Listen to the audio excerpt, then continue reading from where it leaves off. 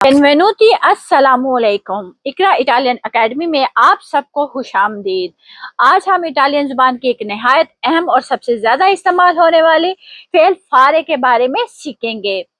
फारे का मतलब है करना या बनाना, और ये एक ऐसा फेल है जो आपको रोजमर्रा की इटालियन गुफ्तगू में बार बार सुनने और बोलने को मिलेगा। अगर आप इटली में रहते हैं या इटली जबान सीख रहे हैं तो फारे को समझना आपके लिए बहुत जरूरी है, क्योंकि इसकी मदद से बेशुमार आम जुमले बनाए जाते हैं।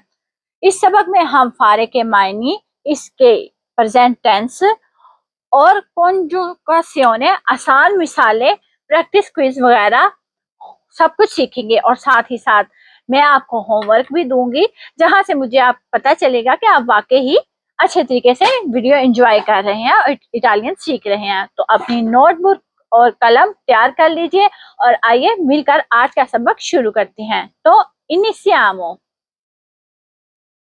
चलिए, तो अब हम सीखते हैं il verbo fare की कॉन्जुगासियोने, यानी मौजूदा जमाने में इसकी तब्दीली। सबसे पहले याद रखें कि फारे का मतलब है करना या बनाना, लेकिन एक अहम बात, फारे एक इरेगुलर वर्ब है। इसका मतलब है कि ये आम तौर पे आरे वाले रूल को फॉलो नहीं करता, बल्कि इसकी अपनी खास शक्लें हैं, इसलिए हमें इन्हें याद करना होगा।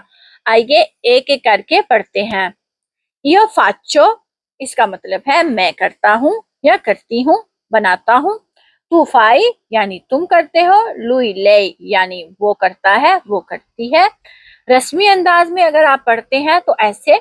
अब आगे बढ़ते हैं। नोई फचामो, आपका मतलब है हम करते हैं। वोई फाते यानी आप सब करते हो। और आखिर में लोरो फानो यानी वो लोग करते हैं।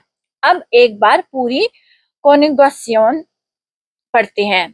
दोबारा साथ साथ मेरे साथ दोहराइए आप। Io faccio, tu fai, lui lei fa, noi facciamo, voi fate, loro fanno।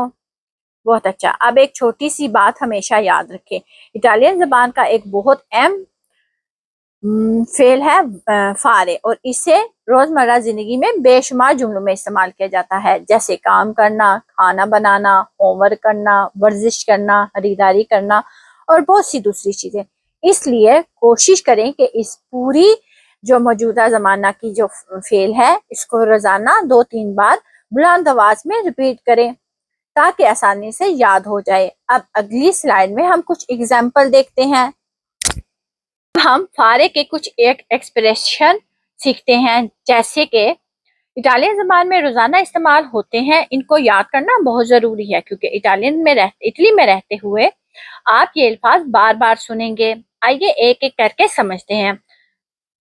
पहला है फारे ला दोच्चा, इसका मतलब है शावर करना, शावर लेना। जब भी आप कहना चाहें कि मैं शावर कर रहा हूँ या लेना चाहता हूँ, तो कहेंगे इटालियन में फारे ला दोच्चा। अगर आप किसी से पूछना चाहेंगे कि क्या तुम शावर कर रहे हो या शावर ले रहे हो, तो कहेंगे फाई ला दोच्चा। बहुत आसान है ना। अब आते हैं दूसरे की तरफ, जो है फारे इल बानियो। इसका मतलब है नहाना, यानी बाथ टब में नहाना या गुसल करना। मिसाल के तौर पे इल बम्बीनो फा इल बानियो, यानी बच्चा नहा रहा है। और अगर आप अपने बारे में कहेंगे फाचो इल बानियो, यानी कि मैं नहा रहा हूँ या रही हूँ।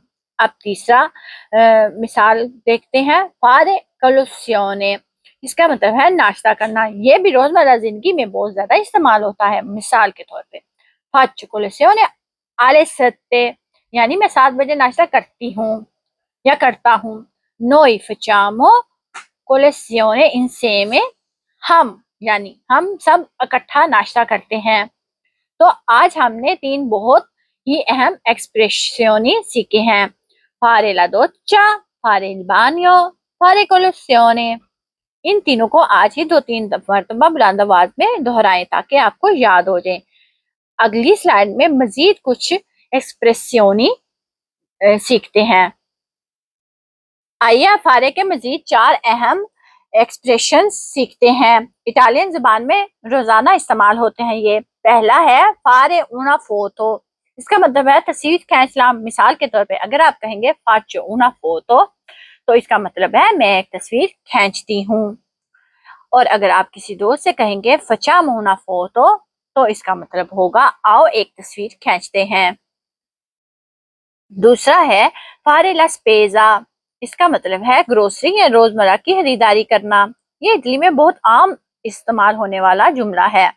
मिसाल के तौर पे oggi faccio la spesa, यानी आज मैं खरीदारी करने जा रही हूँ। तीसरा है फारे शॉपिंग, इसका मतलब है शॉपिंग करना। ये ज्यादातर कपड़े, जूते, दूसरी चीजों की खरीदारी के लिए इस्तेमाल होता है। मिसाल के तौर पे साबादो facciamo shopping, यानी हफ्ते के दिन हम शॉपिंग करते हैं या करेंगे। चौथा है फारे una passeggiata, इसका मतलब है सैर करना या चहलकदमी करना। मिसाल के तौर पे la sera faccio una passeggiata, कि शाम को चहलकदमी करता हूँ या करूंगी। Noi facciamo una passeggiata al parco, यानी हम पार्क में सैर करते हैं। तो आज हमने फारे के 4 मजीद एक्सप्रेसियोनी सीखे हैं। फारे ला फोट, फारे una foto तस्वीर खींचना, फारे ला स्पेजा ग्रोसरी करना, खरीदारी करना, फारे शॉपिंग शॉपिंग करना, फारे una passeggiata सैर या चहलकदमी करना। ये तमाम एक्सप्रेसियोनी रोजमर्रा इटालियन ज़बान में बहुत ज्यादा इस्तेमाल होते हैं, इसलिए इनको अच्छी तरह याद कर ले और बुलंद आवाज में 2 या 3 मरतबा जरूर पढ़ें। अगली स्लाइड में मजीद कुछ मिसालें देखते हैं। अब हम फारे के साथ इस्तेमाल होने वाला एक और अहम एक्सप्रेशन ने सीखते हैं। ये है फारे ता मंजारे, इसका मतलब होता है खाना बनाना या खाना तैयार करना। आप स्लाइड में भी देख सकते हैं कि फारे दा मंजारे इज इक्वल टू प्रेपारे इल cibo, यानी खाना तैयार करना। ये एक्सप्रेशन इटालियन जुबान में बहुत आम है, खास तौर पे जब हम घर में खाना पकाने की बात करते हैं। अब एक मिसाल देखते हैं। Ogni giorno faccio da mangiare per la mia famiglia, इसका मतलब है मैं हर रोज अपने खानदान के लिए खाना बनाती हूँ। अब इस जुमले को जरा गौर से देखते हैं। Ogni giorno का मतलब है हर रोज, faccio da mangiare यानी खाना बनाती हूँ, per la mia famiglia इसका मतलब अपने खानदान के लिए, यानी पूरा जुमला बना है मैं हर रोज अपने खानदान के लिए खाना बनाती हूँ। अगर आप खुद कहें stasera faccio da mangiare तो आपका मतलब होगा आज शाम मैं खाना बनाऊंगी। और अगर आप पूछना चाहें कि फायदा mangiare oggi तो इसका मतलब होगा आज खाना कौन बनाएगा। chi fa da mangiare oggi, आज खाना कौन बनाएगा। ये एक्सप्रेशन इटली में रोजमर्रा जिंदगी में बहुत ज्यादा इस्तेमाल होता है, इसलिए इसे जरूर याद कीजिए। फारे दा मंजारे यानी खाना बनाना, तैयार करना। इस जुमले को भी 2 या 3 मरतबा बुलंद आवाज में पढ़े ताकि इसकी प्रोनाउंसिएशन आप अच्छी तरीके से इस्तेमाल कर सके और याद भी कर सके। अब हम फारे के लिए एक बहुत अहम फर्क सीखने जा रहे हैं जिसमें अक्सर नए स्टूडेंट गलती करते हैं। वो फर्क है फा और हो का। दोनों का ताल्लुक गर्मी और सर्दी से हो सकता है, लेकिन इनका इस्तेमाल मुख्तलिफ होता है। आइए आसान तरीके से समझते हैं। सबसे पहले बाईं तरफ देखें, यहाँ लिखा है फा काल्दो, इसका मतलब है मौसम गर्म है। और इसके नीचे है फा फ्रेदो, यानी कि मौसम सर्द है। यहाँ हम फारे इस्तेमाल करते हैं क्योंकि हम मौसम या टेम्परेचर की बात कर रहे हैं। अब दाएं तरफ देखते हैं, यहाँ लिखा है ओ काल्दो, इसका मतलब है मुझे गर्मी लग रही है। और नीचे देखते हैं लिखा है ओ फ्रेदो, इसका मतलब है यानी कि मुझे सर्दी लग रही है। यहाँ हम अवेरे इस्तेमाल करते हैं क्योंकि हम अपने एहसास या फीलिंग की बात कर रहे हैं, मौसम की नहीं। तो एक आसान सा रूल हमेशा याद रखें, अगर बात मौसम की हो तो कहें फा काल्दो या फा फ्रेदो, लेकिन अगर बात अपने एहसास की हो तो गर्मी या सर्दी लग रही हो तो कहेंगे ओ काल्दो ओ फ्रेदो। मिसाल मसलन अगर बाहर बहुत धूप है तो आप कहेंगे ओ जिफा काल्दो, यानी आज मौसम गर्म है। लेकिन अगर आप खुद गर्मी महसूस कर रहे हैं तो कहेंगे ओ caldo, यानी कि मुझे गर्मी लग रही है। इसी तरह fa freddo यानी मौसम सर्द है, और o freddo यानी कि मुझे सर्दी लग रही है। यह फर्क बहुत जरूरी है, इसलिए अच्छी तरह याद कर लीजिए। याद रखें, फारे इज इक्वल टू टेम्परेचर मौसम, अवेरे इज इक्वल टू फीलिंग एहसास। अगर ये उसूल आपको याद हो गया ना, तो आप कभी भी फाकाल दो या ओ काल दो में गलती नहीं करेंगे। ओके, तो अब वक्त है एक छोटे से क्विज टाइम का, ताकि हम चेक कर सकें कि आज का सबक आपने क्या सीखा है। जल्दी से हर सवाल का जवाब खुद सोचें, फिर अगली स्लाइड में हम सही जवाब भी देखेंगे, बट पहले आप कॉमेंट्स में जवाब जरूर दीजिएगा।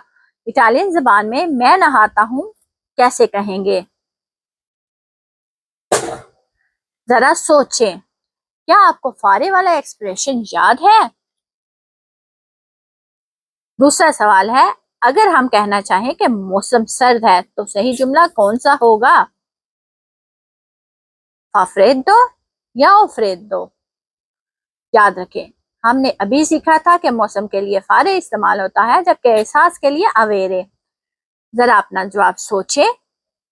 और तीसरा और आखिरी सवाल है, जो कि परनोमे नोई के साथ, फारे के साथ नोई परनोमे के सही कॉन्जुगासियोने का क्या होगी?